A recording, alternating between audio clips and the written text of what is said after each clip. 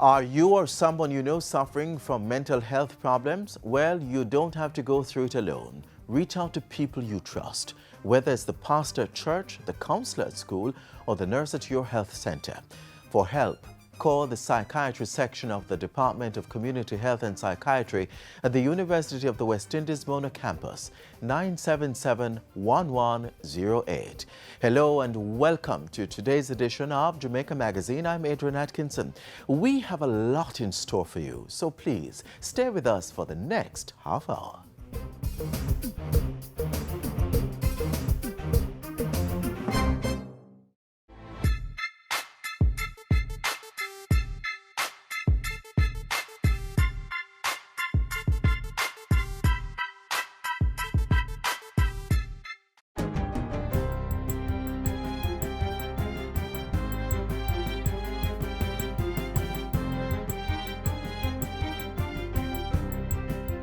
Good day, I'm Tamara McHale and this is your GIS News for Monday, March 30. Agriculture and Fisheries Minister Derek Kelly has called a meeting for this week with stakeholders of the pork industry. It's in response to a reported shortage of the meat in the country.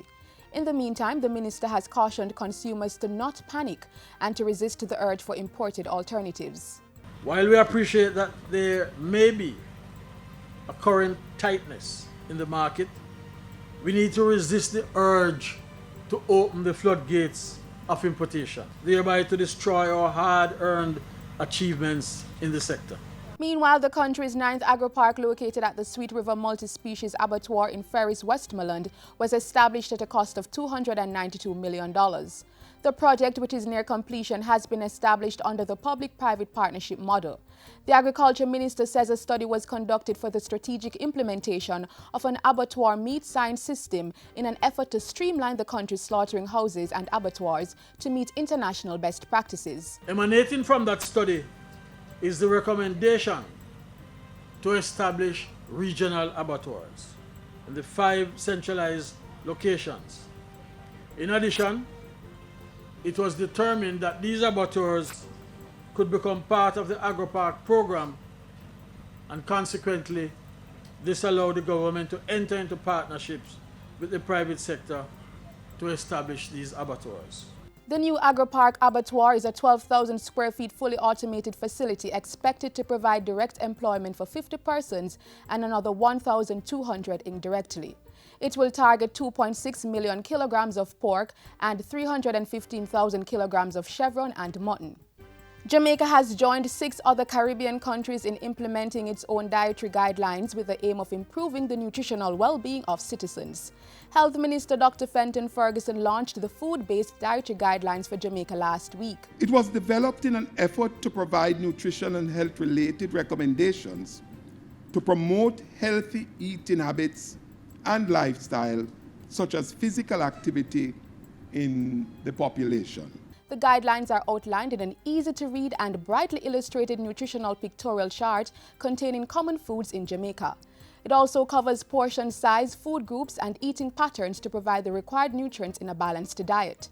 It is intended to be used as a tool for nutrition education and behavior change by health providers, teachers, media, students, researchers, and others working directly with the public. The guidelines are also in keeping with government's effort to address the prevalence of non-communicable diseases in Jamaica.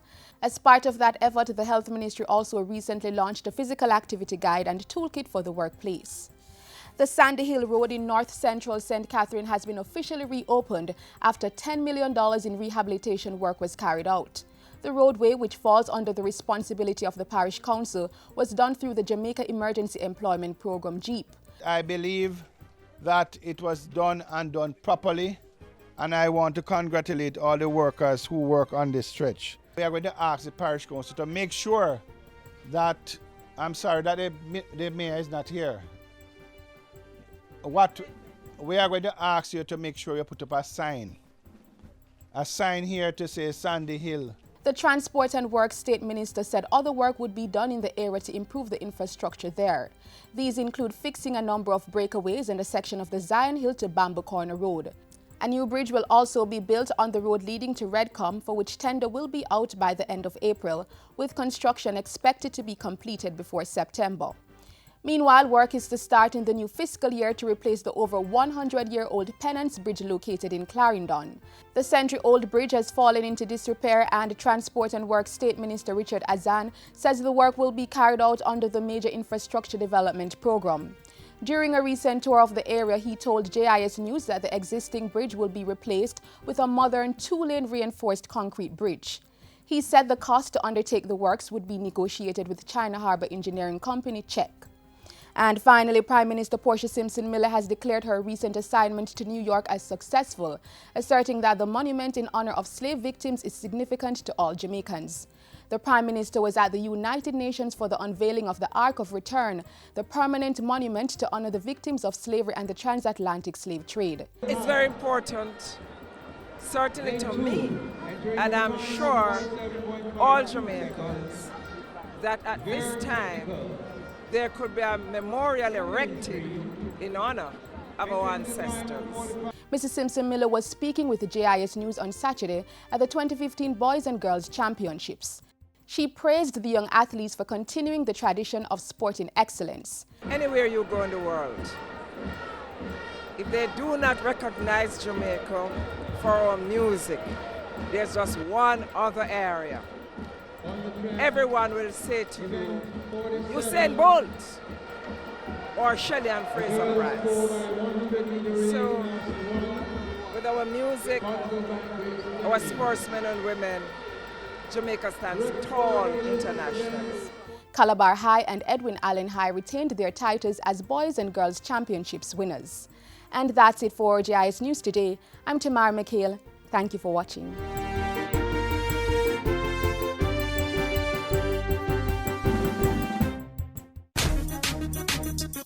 Are you registered to vote? If not, don't miss your chance of getting on the next voters list. The deadline for registration is Tuesday, March 31. Persons not registered by March 31 will not be on the May voters list and cannot be added before November 2015. To get registered, simply visit the EOJ constituency office nearest you. For more information, call us at 922-0425 or visit ecj.com.jm. Remember, voting is your right. Today is a significant day in history, especially for Africans at home and in the diaspora. Prime Minister Portia Simpson Miller, as she unveiled the Ark of Return, a permanent memorial to honor the victims of slavery and the transatlantic slave trade. The ceremony was held at the UN headquarters in New York last week. Prior to that, the Prime Minister made her contribution to the 2015-2016 budget debates. Details next.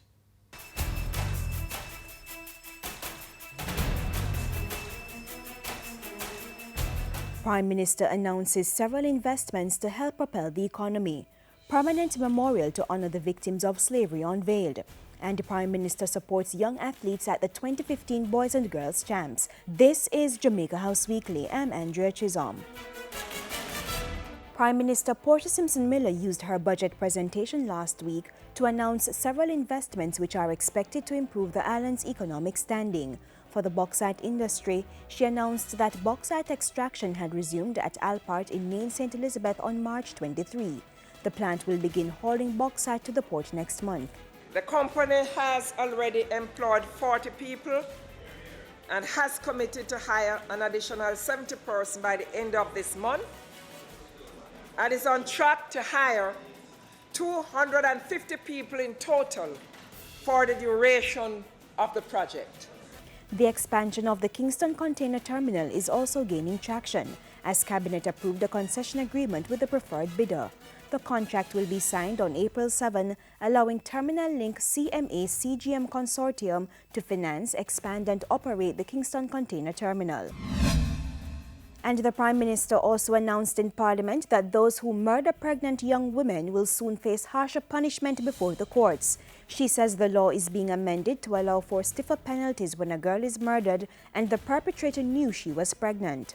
This is to be treated as an aggravating feature in determining the sentence imposed by the court, so that the murderer receives significantly receives significantly harsher punishment in the form of a longer sentence. Provisional gross foreign exchange earnings from tourism between January and December 2014 was in excess of $2.2 billion US. The sector for the quarter ending December 31, 2014, grew at a rate of approximately 6%, and this was achieved even while a number of rooms were out of service. Prime Minister Portia Simpson Miller making reference to some positive developments in the tourism sector in 2014. She was speaking at the official opening ceremony of the Hyatt, Ziva and Zilara hotels at Rose Hall, St. James. Mrs. Simpson Miller also reiterated government's promise to build the economy while improving the quality of life for all Jamaicans. As we move to achieve this goal, we have kept sharp focus on creating a more vibrant economic environment in our country for businesses, whether small, medium, or large, local or foreign. Our goal is to facilitate win-win investments that will bring you a good rate of return and also create the jobs we desire for our people. And the Prime Minister journeyed to New York last week for the unveiling of the permanent memorial to honor the victims of slavery and the transatlantic slave trade at the United Nations headquarters. She urged the peoples of the world to band together to end all forms of modern-day slavery. I want to mention particularly child labor and human trafficking. This must stop. May we use this memorial to say no to all forms of racism, discrimination, and intolerance, and maintain the fight to end racial discrimination and injustice wherever in the world they exist. While in New York, the Prime Minister also participated in a UN General Assembly plenary meeting to commemorate the March 25 International Day of Remembrance of the Victims of Slavery. And the Prime Minister, along with her Minister with Responsibility for Sport, Natalie Nita Headley, supported the island's junior athletes on the closing day of the ISA Boys and Girls Athletic Championships. They have been doing so well. And while the established schools are still doing well, there are some schools now from rural Jamaica that are doing very well, and I'm so proud of them. Just a continuation of what has been fantastic about our athletics program in Jamaica. It just augurs well for the future. I am seeing where we can continue to dominate the sprints for a very long time. Calabar High and Edwin Allen High successfully defended their titles as the winning boys and girls school. And that's it for this week's edition of Jamaica House Weekly. Join us next week for the latest from the Office of the Prime Minister.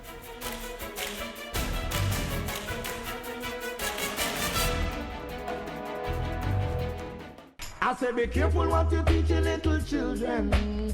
Make sure I know something to hurt them. Parents, keep your children safe and protected. Stay alert and be aware of where your children are at all times.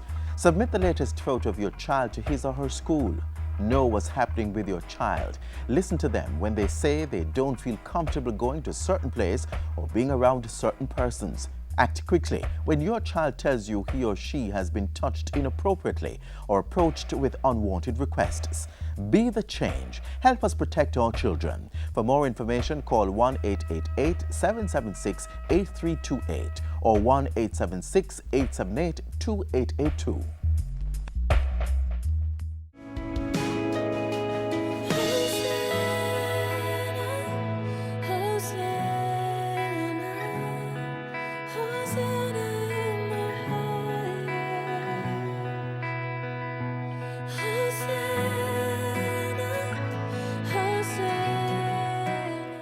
It's a legacy thing. We now bring you details of the Jamaica 50 gift from Food for the Poor, an initiative that supports government's commitment to early childhood education.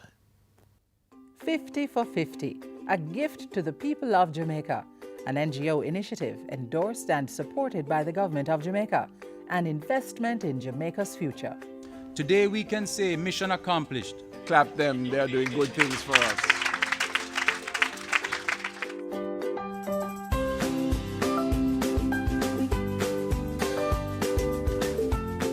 In June 2012, Jamaica was preparing to celebrate its Golden Jubilee in August, 50 years of independence.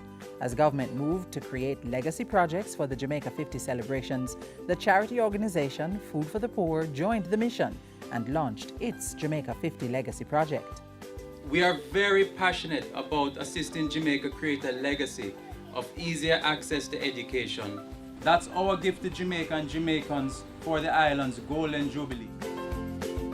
The mission was to construct or upgrade 50 early childhood institutions over the course of 50 months. The basic schools will be built in communities where the Early Childhood Commission, in consultation with Food for the Poor, has identified the most dire needs for pre-primary facilities. It is very important that we recognize that these 50 institutions will be characterized as infant schools and therefore receive the full support of the government of Jamaica. As a country, we need to get it right at the early childhood stage if we are to stem the tide of student underperformance in our high schools and the eventual unemployment in our adults. Education has to become the #1 priority in the nation, and early childhood education is the foundation. The government cannot do it alone in education. We need all the partnerships that we can get, and we welcome them. The project started in June 2012 with a groundbreaking ceremony for construction of the High House Basic School in St. Catherine. Others would follow in St. Thomas, Manchester, Portland, St. Anne, St. James, Westmoreland, and Kingston. September 20th, 2012, we officially opened the St. Margaret's Real Success Basic School in Kingston. Since then, we have continued the journey across the length and breadth of Jamaica, building new and upgrading old schools that have been deemed as unfit spaces for children to learn. Operating a school in a community center has many challenges that make the teaching learning experience a frustrating and depressing one. Here is a building designed and constructed just for you with your own specific requirements in mind. Today, the community of Steerfield has a school it can be proud of. The Akompong Basic School marks the 9th early childhood institution to be constructed within the ambit of the program. Today is a celebration of our priorities as a nation and as parents and teachers. This school, this investment in education, combined with strong teaching and parenting, is our children's path to success today and in the future. With Gladbach bus. New Testament Early Childhood Development Center was the 50th school delivered under the project. 50 schools have been constructed, not in 50 months, but in 2 years and 5 months to be exact. Over 2,000 students in the 3 to 6 age group can now learn in a more comfortable, healthy, child-friendly atmosphere with proper sanitation. Some 200 teachers and support staff are now better able to impart their knowledge in an environment conducive to learning. Congratulations to Food for the Poor. Thank you so much. I'm glad to hear that after the 50, you so love the exercise that you're willing to give us another 25. Our organization remains committed to our children and to constructing suitable structures for their upliftment. And we have plans in place for an additional 25 as an expanded gift to Jamaica. But in the meantime, the Food for the Poor Jamaica 50 project has done more than deliver shiny new buildings and furniture. A component of this Jamaica 50 campaign is the training of 500 teachers over a period of 5 years. Onwards from here, we are going to be assessing the teachers, the principal, the students, get an idea from them exactly what they need first of all, and also what we can give them here and beyond. Food for the Poor Jamaica, answering government's call for public-private partnerships to achieve Jamaica's development goals, starting with the little ones.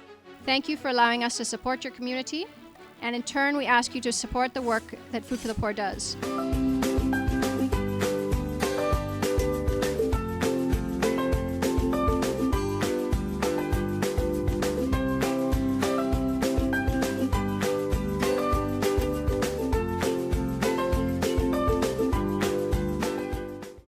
Most of us know or have practiced giving up some of our earthly pleasures for 40 days and 40 nights during Lent.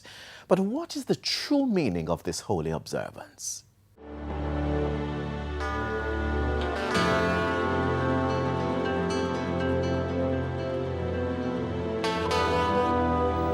It all starts with a day called Ash Wednesday. Derived from the Latin phrase Dies Cinerum, it means Day of Ashes. Per Catholic custom, on this day, a cross is marked on the believer's forehead in ashes, symbolizing one's belief in Christ. This marks the physical and spiritual beginning of the Lenten season. The importance of the practice of Lent in the early church was to prepare candidates for baptism. And part of this was done through an alignment with the life of Christ, his 40 days and 40 nights in the desert. So his followers observe 40 days of repentance, starting Ash Wednesday and ending Holy Saturday, the day before Easter Sunday. The Sundays in this period are not counted among the 40 fasting days. Ash Wednesday is usually dedicated as a time of fasting and the recital of penitential psalms. Traditional customs include the stages of the cross, with the priest stopping at each of 14 images depicting stages of the condemnation, crucifixion, and resurrection of Christ. The Catholic Church is among those that wear special colors that are supposed to have biblical meaning, like red on Good Friday, signifying dying for Jesus through your faith in God. A more common practice among other Christian churches is the partaking of the Holy Communion as well as a 21-day fast, which begins on Ash Wednesday. While some people decide not to eat anything all day, others just have bread and water. Some Christians also abstain from all meat on Ash Wednesday and all Fridays in Lent. But the relevance of this and many of the customs of Easter is a matter of dispute, even among those of the Christian faith. But if you look at the history, you would have discovered that it has a pagan concept. There's only one passage, that is in Acts chapter 12 and verse 4, and it mentions the word Easter. However, that is in the King James Version. If you look at other newer versions, you'll find Passover, because your original word and the context will show you it says Passover. So there's no biblical support for it. Christian believers say the number 40 is a special number in the Bible that signifies preparation for something special. Like the 40 days of rain that covered the land in a flood in the time of Noah, Moses' sojourn on Mount Sinai for 40 days and 40 nights, Jonah giving the people of Nineveh 40 days to repent. We see how when Jonah eventually responded to God's entreaty to go to the Ninevites, and he preached to the Ninevites, immediately from the king all the way to a little child, they donned ashes and sackcloth and repented of their sins. Then there was Jesus' 40 days in the desert in prayer and fasting before he began his ministry. This is said to have prepared Jesus for his work on earth, and it is believed that this practice purifies by weaning men from sin and selfishness. This is essentially it, to be the body and the blood of Jesus Christ in the world. The aim, the objective of all that we do in our worship, in our prayer, in our self-sacrifice is to become another Christ. And when the church becomes truly this, the church makes a saving impact upon the world.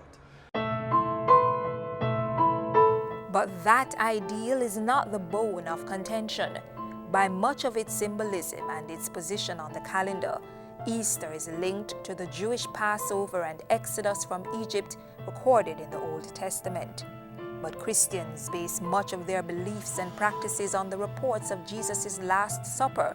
Yet that foundation is contested by sources like the ecclesiastical historian Socrates of Constantinople, also known as Socrates Scholasticus, and not to be confused with the Greek philosopher Socrates.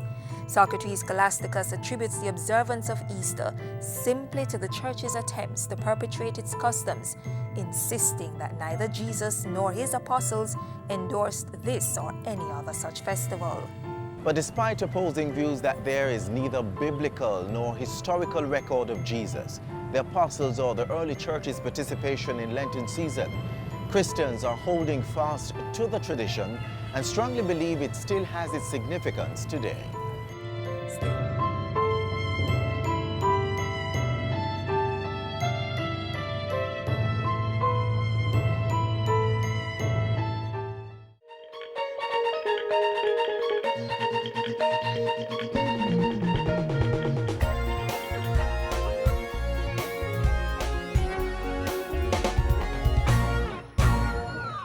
Welcome to the FSC Minute. I am Nadine Newsom.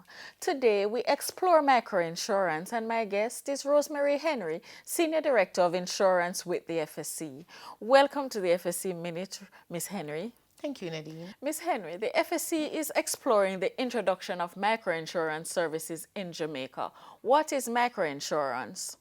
Microinsurance can be defined as an insurance product which is geared towards protecting the low-income earners against risks such as loss of earnings, debt, and illness.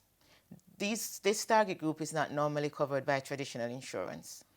So microinsurance is targeted at the low-income sector? This is the target market, but because of the affordability of the premium and the type of risks that are covered, the middle-income earners will also benefit from it. The idea behind microinsurance is that it will assist with financial inclusion of individuals in our society who are not currently in the formal financial sector. This will happen whether it be through insurance or banking. The target market will include specific groups such as small farmers, micro-entrepreneurs, fishermen, domestic workers, anybody who is not now currently in the formal financial sector, and they'll be able to get coverage for products such as illness, property, term life insurance, and crop insurance. You mentioned financial inclusion. What is this? Financial inclusion will allow for the provision of financial services to mainly low-income earners who currently do not access whether banking, insurance, or even financing through the formal sector. Financial inclusion will allow for them to be able to come into the formal sector at an affordable and easy accessible method. Thank you, Ms. Henry. My guest today was Rosemary Henry, Senior Director of Insurance with the FSC. For the FSC Minute, I am Nadine Newsom.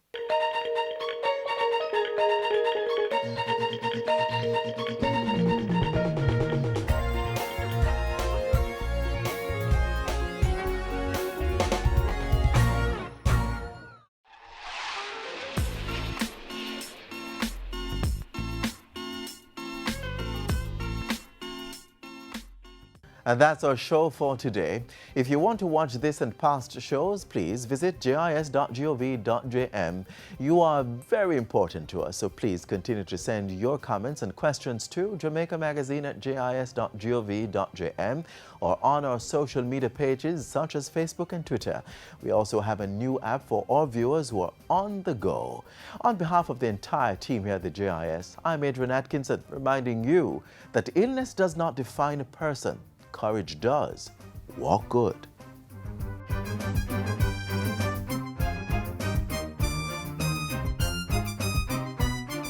This has been a production of the Jamaica Information Service, the voice of Jamaica.